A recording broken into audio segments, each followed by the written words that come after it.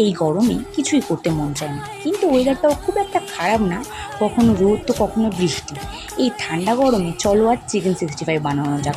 তার জন্য প্রথমেই ছোট ছোট পিস করা চিকেন, তার মধ্যে শুকনো লঙ্কার গুঁড়ো, পরিমাণ মতো নুন, গোলমরিচ গুঁড়ো, ধনে জিরে গুঁড়ো, অল্প একটু হলুদ, সোয়া সস, চালের গুঁড়ো, কর্নফ্লাওয়ার, ডিম, তারপর ভালো করে ম্যারিনেট করে রাখতে হবে। আমাদের কাছে সময় ছিল না বলে আধা ঘন্টা ম্যারিনেট করে রেখে দিয়েছিলাম, তোমরা চাইলে 1 ঘন্টা রেখে দিতে পারো। তারপর একটা বাটিতে 2 চামচ সোয়া সস আর পরিমাণ মতো টমেটো সস মিক্সড করে রাখতে হবে। তারপর পকোড়াগুলো ভেজে নিতে হবে, আর হ্যাঁ, দুবার ফ্রাই করতে হবে। তারপর অল্প একটু তেল দিয়ে তাতে পেঁয়াজ, রসুন কুচি, কাঁচা লঙ্কা কুচি আর কারি পাতা দিয়ে একটু নাড়িয়ে নিতে হবে। তোমরা চাইলে ক্যাপসিকামও দিতে পারো।